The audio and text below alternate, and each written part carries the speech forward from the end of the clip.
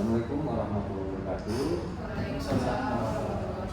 Pada pagi hari ini saya mewakili manajemen bersama dengan Pak Hafiz akan melakukan diskusi aneh terkait dengan perkembangan SDM atau tenaga kerja yang ada di Pak Hafiz, yakni di Aktif 3 Bunda Mangkua, wilayah Sungai Pare. Kepada Pak Muklis mungkin saya langsung saja untuk kita berdiskusi, berbicara santai, yang mana maknanya nanti kita ambil untuk mengerjakan suatu persoalan tenaga kerja yang ada. Gini Pak Muklis, kalau dilihat dari sisi SDM, kira-kira menurut Pak Muklis bagaimana perkembangan tenaga kerja ataupun SDM yang ada di Aktif 3, ya, Aktif yang Bapak kepalai, artinya Bapak yang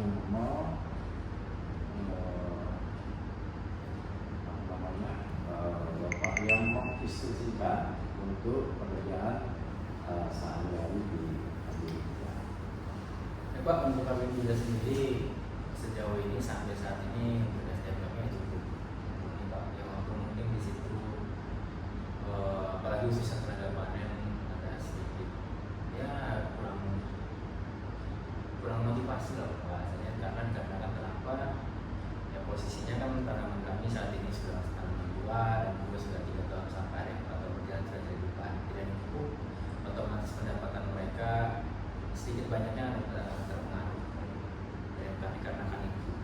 Tapi ya walaupun demikian untuk motivasi tenaga sendiri atau TK sendiri itu masih bisa kita handle lah Pak. Baik.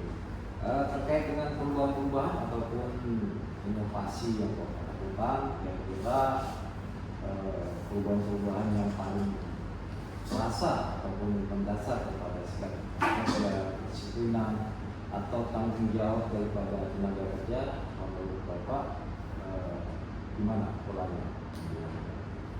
Ya sangat baik Pak, kalau masalah peningkatan disiplin itu tergambar pada kualitas dari proses panennya ataupun memberikan keadilan kedisiplinan panen itu sendiri sangat signifikan, yang mana pada saat ini pun sudah bisa kita lihat juga tergambar dari produktivitas kita mengalami peningkatan dari tahun yang lalu, dari tahun 2004 2020 itu sekitar 12% peningkatan produksi kami, dan juga untuk kualitas ataupun mutu panen kami tergambar juga dari pembentukan produlan peningkatannya sangat signifikan dari 4% ke 6% pada tahun 2020. Saya rasa kualitas kedisiplinan ataupun kompetensi cukup signifikan. Berarti dari apa yang Bapak sampaikan, faktor yang paling berpengaruh terhadap peningkatan kualitas SDM di Aktif 3 itu sebenarnya apa? Manajemen yang baik saya rasa Pak, karena kan ya memang kita kembali kepada kita ketika kita mempunyai suatu pekerjaan yang diapresiasi dengan baik dari segi moral atau material, saya rasa itu cukup signifikan memberikan dampak yang sangat baik untuk kinerja peningkatan kinerja kalian itu sendiri.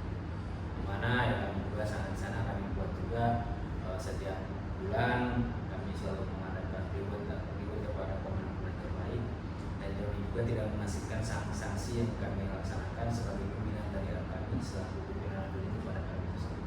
Jadi adanya sanksi dan punishment dari manajemen ataupun dari pengelola yang begitu memberikan dampak yang sangat baik. Berarti dari apa yang Bapak sampaikan tadi sudah timbul ya kemandirian atau inisiatif daripada pekerja di dalam menunaikan tugas-tugas sehari-hari seperti itu.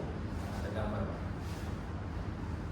Kemudian terhadap responnya, bagaimana respon tenaga kerja terhadap aturan atau SOP dan budaya kerja yang diterapkan di Aktif 3? Responnya ya pertama mungkin Pak, karena kan kita mengubah kebiasaan yang mungkin tadinya tidak semua, tapi ada beberapa yang harus kami perbaiki juga. Ya pastinya akan ada penolakan halus, tapi ya kita kembali selalu